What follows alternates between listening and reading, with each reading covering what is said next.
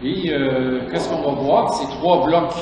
Trois blocs ensemble, c'est un peu sur la pleine conscience, un peu sur la pleine confiance et un peu sur la compassion. Ça serait bien quand même de commencer, vu qu'on m'a parlé beaucoup du livre, ce livre de la pleine conscience à la pleine confiance, c'est beaucoup un dialogue entre cette pratique du mindfulness, qui est très connue de plus en plus dans le monde, et l'Évangile. J'ai voulu les mettre en dialogue, parce que je pense que la pratique de la pleine conscience n'a pas fini d'exister, parce que c'est une pratique de plus en plus thérapeutique, répandue un peu partout. Et c'est fait aussi, un des buts de la pleine conscience, du mindfulness, c'est de faire baisser le stress. Puis étant donné notre société, c'est pas prêt de disparaître cette pratique-là, parce que les gens, sont de plus en plus stressés, fait que c'est un moyen. Fait que je savais que c'était là pour être là, puis l'Évangile, bien sûr. La majorité parmi vous, nous sommes chrétiens. Moi, je fais partie de ce gang-là. L'Évangile, ça passera pas non plus. Mindfulness va peut-être pas arrêter, mais pas l'esprit de l'Évangile et la richesse de l'Évangile, bien sûr. Ce qui fait que j'ai voulu faire un peu de dialogue. Ce qui fait que, commençons déjà une définition que j'aime bien de la pleine conscience, c'est l'acceptation consciente de l'expérience présente. Voilà. C'est un processus d'attention à son corps, ses émotions, ses pensées, avec l'intention de vivre cette expérience de moment en moment en l'acceptant telle qu'elle est. Fait que, vous voyez, on va s'arrêter surtout pour ces deux mots-là qui m'est depuis quelques années, parce que ça fait quand même un bout que j'ai fait le livre. Je continue toujours ma réflexion. Je vais mettre en valeur ce mot d'attention et d'intention, qui est parmi les composantes principales de la pratique de la pleine conscience, mais je vais plutôt dire souvent présence attentive, qui est plus juste de dire présence attentive. Je trouve que ça correspond mieux à la pratique, parce que pleine conscience, ça fait un peu prétentieux. Pleine conscience, on tend vers la pleine conscience, mais c'est rare qu'on est complètement dedans. Peut-être le Christ l'avait, Jésus l'avait, Jésus-Christ l'avait, cette pleine conscience. Mais je l'emploie parce que c'est le mot le plus utilisé. Vous comprenez, quand on dit pleine conscience, les gens tout de suite savent à quoi on fait référence, fait que c'est bien de le garder aussi. Fait que cet entraînement à être présent, c'est une sagesse. Le mindfulness, quand j'ai regardé ça, je ne suis pas tombé des nues, parce que tout ce que le mindfulness dit, c'est une sagesse qu'il y a dans toutes les traditions religieuses et spirituelles. D'être présent, c'est un minimum, c'est une base de la spiritualité. Si j'ai une relation à Dieu, puis je ne suis pas attentif à lui, qu'est-ce que ça... On sait que c'est quand on prie, est-ce qu'il faut être attentif ou pas? Le plus possible, essayer. Au moins avoir l'intention d'être présent à lui. Fait que l'attention, le mindfulness, d'être l'acceptation de l'expérience présente, ça fait partie de la spiritualité. C'est une valeur qui est universelle. C'est même une sagesse universelle, je dirais, qui n'appartient pas aux chrétiens ou aux bouddhistes, ça appartient un peu à toutes les traditions. Je suis certain que les hommes préhistoriques pratiquaient la pleine conscience, de revenir à se calmer, à déstresser en revenant à l'instant présent. Il y a même pour s'entraîner à l'attention, parce qu'on va le voir, on peut s'entraîner l'attention. Il y a une pratique chez certains moines novices dans la tradition bouddhiste. On les fait pratiquer au début juste devant un précipice. Ça force l'attention beaucoup. C'est une bonne façon de... Et puis là, j'ai vu ça il y a quelques jours dans un monastère zen, mais là, quand l'attention manquait ou que les gens s'inclinaient, ils donnaient un petit coup de baguette pour les... Moi, heureusement, ce monastère-là, je ne pourrais pas y vivre, j'aurais trop mal à l'épaule. Mais je pense que c'est pas nécessaire aujourd'hui de se mettre sur le bord d'un précipice. On sait que c'est important d'être attentif. Attention et intention, voilà. Fait que c'est sûr que c'est une pratique qui n'est pas finie d'être discutée dans l'univers chrétien. Hein. Il y en a qui sont négatifs par rapport à ça, il y en a qui sont positifs.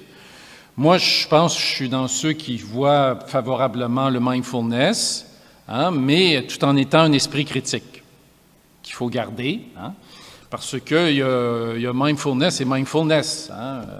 Il y a le mindfulness en tant que tel, cette pratique laïque, hein, que John Kabat-Zinn a faite aux États-Unis, reste assez neutre, hein, et peut être utilisé à toutes les sauces.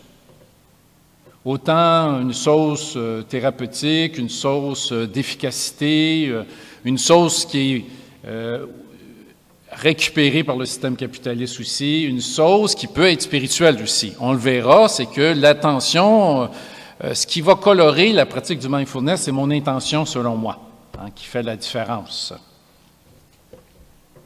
Dire que la pratique du mindfulness ne remplace pas la spiritualité, loin de là. Hein. Il y a la question éthique, hein, dans une spiritualité et dans engagement qu'il n'y a pas nécessairement dans la pratique du mindfulness, qui est neutre, qui est thérapeutique uniquement. Hein. Parce que c'est sûr que le mindfulness peut nous faire sentir mieux, mais des fois, c'est pas parce que je me sens mieux qu'il n'y a pas des actions à faire pour changer les règles sociales. Vous voyez, hein, peut-être que je me sentir bien, mais des fois, ça n'enlève pas la question de l'engagement de la justice sociale ou de changer des choses qui n'ont pas d'allure, comme on dit. Hein. Fait que l'éthique est nécessaire, il l'a dans le bouddhisme. De toute façon, les bouddhistes et les chrétiens, on exerce cette sagesse du mindfulness, mais en lien avec d'autres valeurs qui donnent toute la sens à ça, qui est la compassion, qui est l'amour du prochain. Fait que des fois, le mindfulness, c'est ce qu'on critique, c'est que ça peut devenir simplement individualiste. Bien, de toute façon, pas besoin du mindfulness pour être individualiste. Notre société porte vers ça. Puis il y a des gens qui sont individualistes et que ça va rester comme ça. C'est centré sur eux uniquement.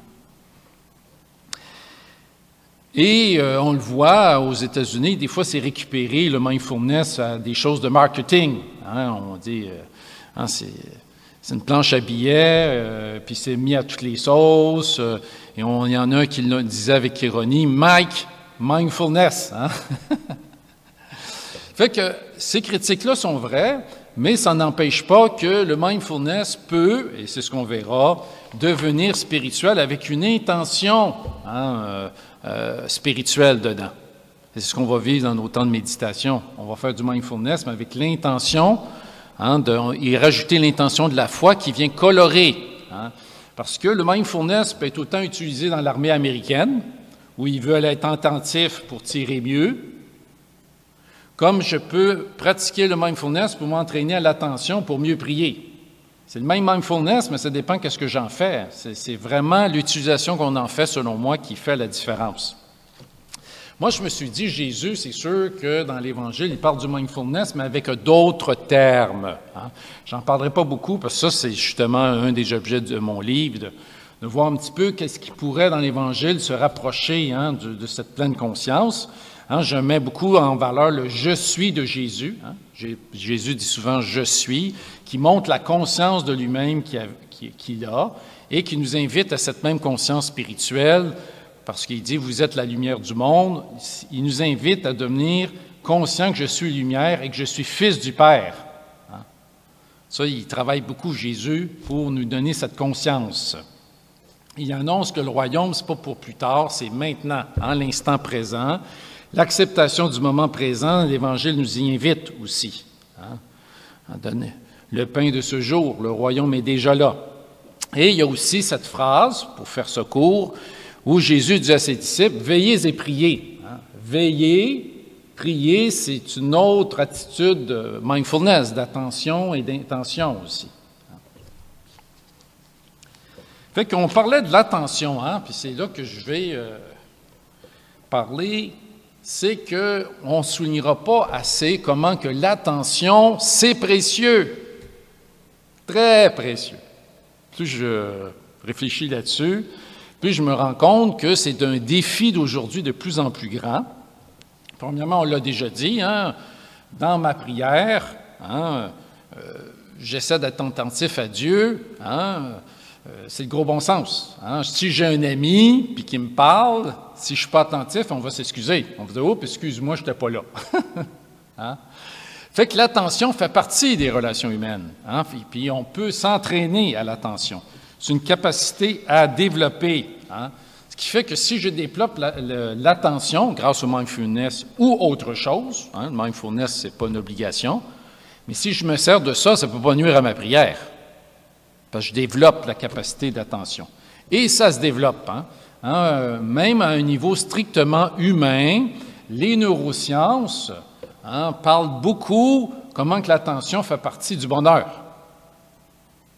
Une personne heureuse, c'est quelqu'un qui est attentif, qui est présente à ce qu'elle vit. Sinon, on est superficiel dans notre vie. Il y a eu des études qui ont été faites que c'est dans le bon... Les moments les plus heureux de votre vie, est-ce que vous étiez présent ou pas? Au contraire, on est vraiment là. Hein, on est dans une conversation animée, on regarde la fin de District 31 pour les gros fans, là, les fans de District 31 qui sont en deuil parce que ça s'est terminé cette semaine. La dernière émission, ils étaient tous là. Ils arrêtent tout, débranchent l'ordinateur, débranchent le téléphone, on regarde l'émission, on est tous là, puis ils savouraient de l'épisode jusqu'à la dernière goutte. Hein? C'est vrai pour les films, c'est vrai pour les moments d'un restaurant où je suis bien avec quelqu'un, où je regarde un paysage et que ça me transporte, je trouve ça beau. Les beaux moments de notre vie, on est tous là. Hein? On vit le mindfulness naturellement. Ça veut dire que l'attention amène le bonheur. Fait que on peut en mettre de l'attention parce que c'est une donnée fondamentale. Et si j'en parle, c'est que c'est un gros... Les spécialistes parlent qu'il y a un gros déficit de l'attention. Énorme. Ça affecte moins nos générations. Je parle de 40 ans en montant, là. Mais je dirais même 20-30 ans en montant, je ne sais pas trop, là. Mais il y a certaines générations, ça nous affecte moins parce qu'on n'a pas été élevé avec les médias sociaux, puis avec le cellulaire, puis avec ci, puis avec ça. On a appris à vivre autrement, là. C'est pas une mauvaise chose. Mais aujourd'hui, c'est hallucinant, hein, cette tentation d'être toujours sur l'écran. Il y a même une nouvelle dépendance, qui est la dépendance à l'écran. Il n'y a plus simplement l'alcool maintenant, hein, il y a la dépendance à l'écran. Il y en a, ils se lèvent la nuit pour regarder. Puis là, vous savez, il y a des documentaires qui expliquent comment on devient dépendant. C'est étudié, hein, juste défiler vous avez ça, un beau documentaire sur Netflix, Social Dilemma, hein, derrière l'écran de fumée, là, en français, je ne suis pas trop sûr, c'est qui explique que psychologiquement, de défiler l'écran, c'est déjà, ça envoie de la dopamine, de la satisfaction au cerveau, et parce qu'on pense trouver du nouveau, hein, ça veut dire que c'est bien étudié, il y a des grands, hein, ils ont de l'argent pour ça. Puis il disait justement, si Facebook c'est gratuit, si Google c'est gratuit, c'est parce que tu es le produit de Facebook. C'est parce que plus tu es attentif à ça, plus tu es dépendant de ça, de Facebook, de Google, puis plus ils font d'argent avec toi, parce que c'est la publicité, hein? Il dit, écoutez, on a des millions qui nous suivent. Il dit qu'ils ont toutes sortes de trucs pour nous garder notre attention le plus possible. Ce qui fait que pour les jeunes d'aujourd'hui, je pense que c'est un immense combat spirituel pour eux d'essayer de... Je ne dis pas qu'Internet, c'est mauvais, là, j'utilise tout ça, mais d'être dépendant et que ça vienne nuire dans notre attention à nos relations, à Dieu, à nos activités riches, hein, toutes les activités importantes qui nous nourrissent le cœur. Vous voyez, à un moment donné, ça devient un combat parce que des fois, c'est la voie de la facilité. Je passe 1 heure sur Internet, c'est plus facile qu'aller faire ma marche contemplative. Des fois. Oui. Fait que les jeunes, parce que des fois, je m'adresse à des jeunes, pour eux, c'est un gros défi. Vous voyez que l'importance de l'attention, ça n'a pas passé de mode, là. Ça va devenir de plus en plus quelque chose qui est aussi, je pense, dans un combat spirituel. Fait que la pratique spirituelle, dans nos pratiques spirituelles, peu importe lesquelles, y compris chrétiennes, il y a un entraînement de l'attention et aussi cet entraînement de l'attention est motivé par une intention, une motivation. hein, qui est notre union à Dieu, puis notre cheminement vers Dieu. Ça fait que je fais ça bref, parce qu'il y a beaucoup de choses cet après-midi. Hein, ça mériterait du développement. Mais quelqu'un qui commence dans la vie spirituelle, son attention, c'est pas fort, là. Hein? Il a été habitué d'avoir des attentions fragmentaires ou superficielles. Fait que, avant que l'attention devienne stable, profonde, large, il y a de l'entraînement. Hein? De toute façon, vous le savez, je vois qu'ici, il y a beaucoup de gens qui ont de l'expérience dans la prière, hein, dans la foi. Notre attention vole, le mental bouge tout le temps, hein, et la pensée penche tout le temps, qui nous entraîne notre attention loin du moment présent.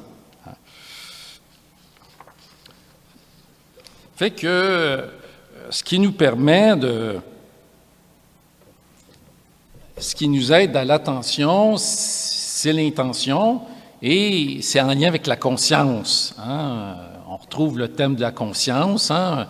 Ma conscience met une attention sur un réel et il y a l'intention d'être là avec ce réel-là. Et plus je deviens spirituel, plus ma conscience est large, plus mon attention est large aussi. Hein. Mais ça, je veux pas trop, on n'a pas le temps d'en parler, mais ceux qui sont dans un cheminement spirituel comprennent hein, qu'à un moment donné, on appelle ça la conscience élargie. On passe d'une conscience ordinaire à une conscience plus spirituelle, plus élargie, plus globale. Hein. Et pratico-pratique, il faut tenir compte de l'usure de l'attention. C'est que les études montrent maintenant que l'attention dure un certain temps, ça bouge tout le temps. C'est pas « wow, je suis attentif puis je bouge plus ». Ouh! Hein, c'est le cerveau est fait qui ne peut pas durer tant longtemps que ça. Hein. Comme on disait, la première bouchée de chocolat, c'est la meilleure. Après ça, c'est parce que nos sens sont faits, c'est le début. C'est pour ça que dans les pratiques spirituelles, on est attentif, puis il y a toutes sortes de méthodes pour nous rendre attentifs. Hein? La parole de Dieu, l'attention au corps, la respiration, toutes sortes de moyens pour nous remettre dans l'instant présent. Mais oups, on part, on revient, on part, on revient. Et c'est pour ça qu'il faut tenir compte, il y a une genre dans la vie spirituelle, une certaine sagesse, hein, de tenir compte de notre degré d'attention, puis que des fois, c'est plus difficile. Hein. Il y a des fois, si je suis dans l'émotion, soit une violente émotion de colère ou de tristesse, tout ça, je ne pourrais pas être attentif. C'est pas le temps de faire mon temps de recueillement. Je suis mieux d'aller me promener dehors pour faire digérer l'émotion. Hein. Ce qui fait que dans notre âme, dans notre personne, il y a des moments où on est plus agité, moins agité. Ce qui fait que dans la vie spirituelle, c'est toujours la souplesse est nécessaire. Hein, la persévérance, mais la souplesse aussi. Hein. Puis il y a des moments, c'est plus facile. On le sait.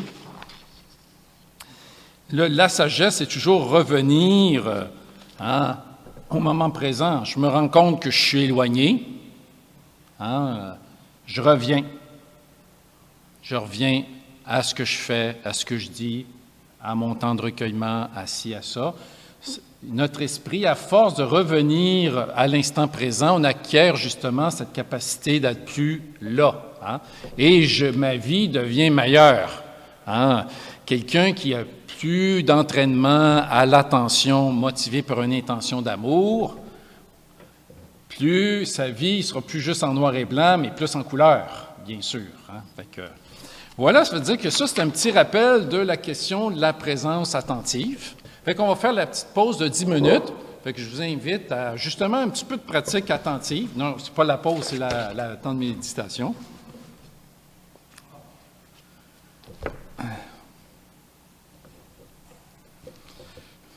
Je t'invite à prendre une posture digne, alerte et détendue. L'important, c'est toujours avoir le dos droit. Hein?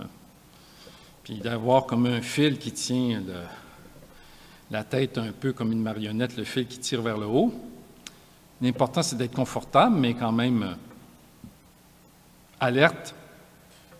C'est-à-dire qu'on va prendre un temps pour écouter les bruits qui m'entourent. On prend conscience des bruits qui m'entourent. J'écoute les sons.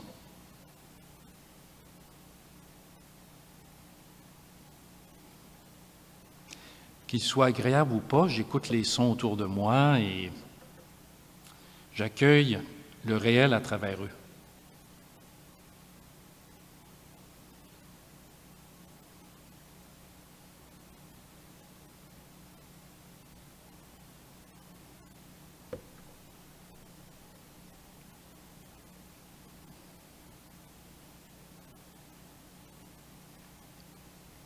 Maintenant, je t'invite à écouter, prendre conscience des sensations de ton corps, ta posture.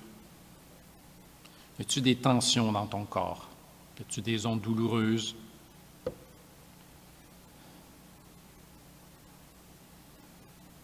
On peut visiter un peu les sensations de son corps, sentir ses pieds sur le sol.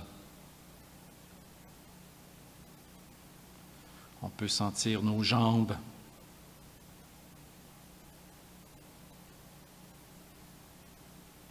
On peut sentir la sensation du corps dans la posture assise, hein? Notre corps qui est assis sur la chaise, le sentir le corps.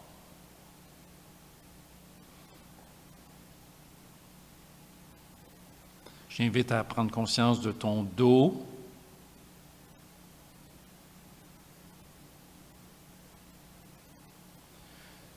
Je t'invite à prendre conscience de ton ventre, de ta poitrine.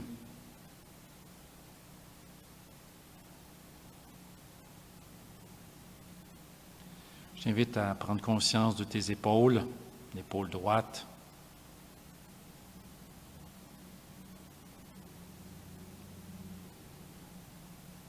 L'épaule gauche.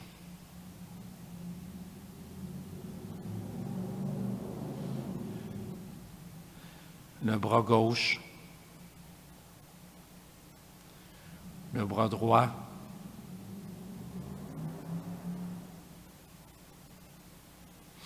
J'invite à prendre conscience de la position de tes mains. Ta main gauche, ta main droite.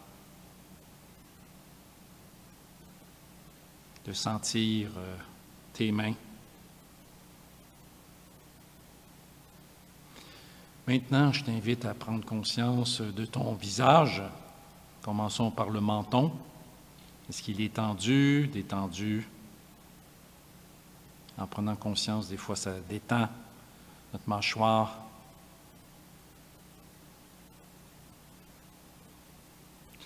Tu peux prendre conscience aussi de ta bouche, du toucher de tes deux lèvres.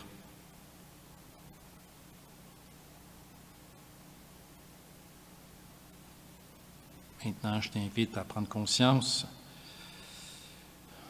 de tes deux yeux.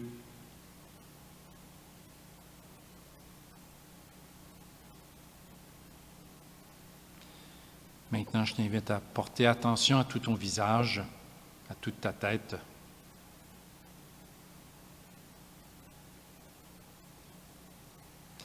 Maintenant, je t'invite à porter attention à tout ton corps, de la tête aux pieds.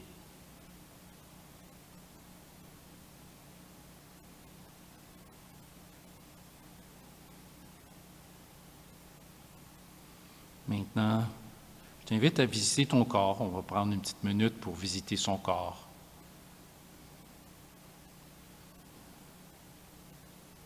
À le sentir. Tu peux te promener comme tu peux rester dans la conscience générale de ton corps. Et déjà, ce corps, lui, est toujours dans l'instant présent. Lui, il nous aide à se calmer, à rester là, dans le ici et maintenant.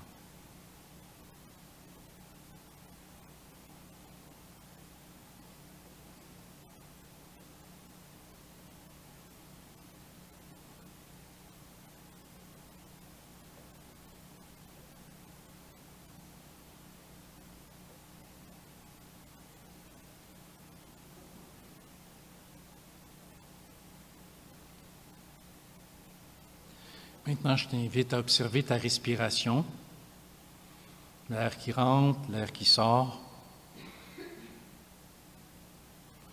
Pour les croyants, Dieu est déjà là, dans ce mouvement de vie qu'il te donne. C'est le Créateur. D'être attentif à son corps, c'est être attentif aussi à Dieu, qui est toujours là en train de me créer, de me soutenir dans la vie et le mouvement et l'être.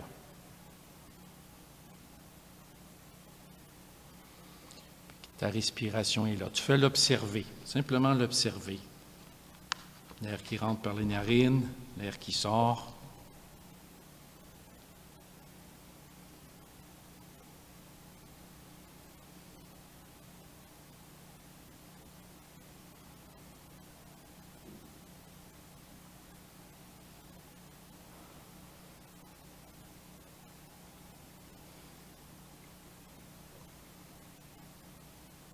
Tu peux dire, en observant ta respiration, que Dieu est là, dans ce mouvement de vie, ce souffle de vie qu'il te donne.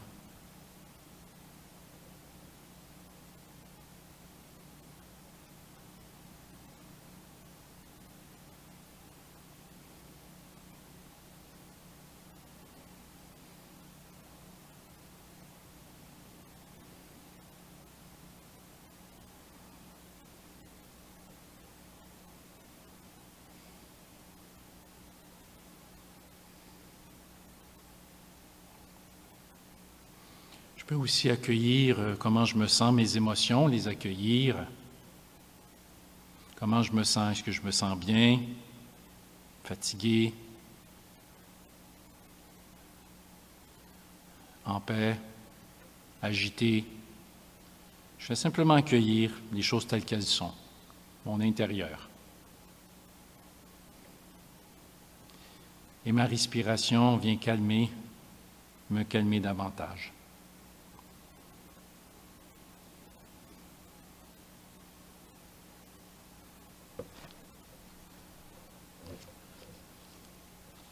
Je peux aussi accueillir mes pensées.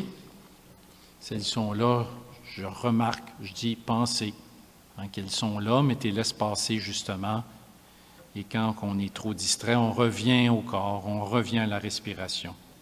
On revient chez soi.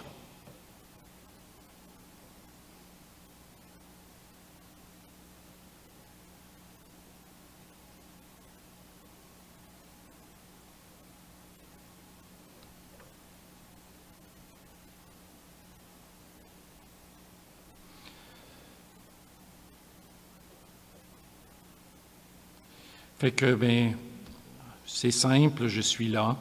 Retour à la source, c'est tout simple, juste une respiration, juste ce moment.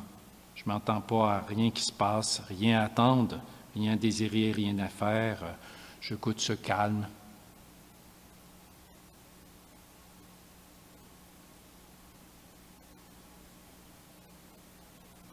Et on remercie la vie pour ce petit temps, cette petite pause. Fait que c'est pas long, c'est pas long le temps qu'on a passé, mais comment vous sentez? Est-ce que vous êtes plus calme, déjà plus présent? C'est pas long? 5-10 minutes, puis déjà, vous ne trouvez pas que ça nous aide à être là? Plus présent. Pas juste des longs temps, mais si ce temps-là est bon, c'est... vous voyez, c'est que là, on est attentif au réel, à l'instant présent. Et quand on est dans le présent, on est moins dans l'agitation, c'est sûr. Ça nous calme déjà. C'est-à-dire que ça ne nuit pas à la prière, bien sûr. Puis on en fera d'autres, mais avec plus une dimension, l'autre dimension d'intention.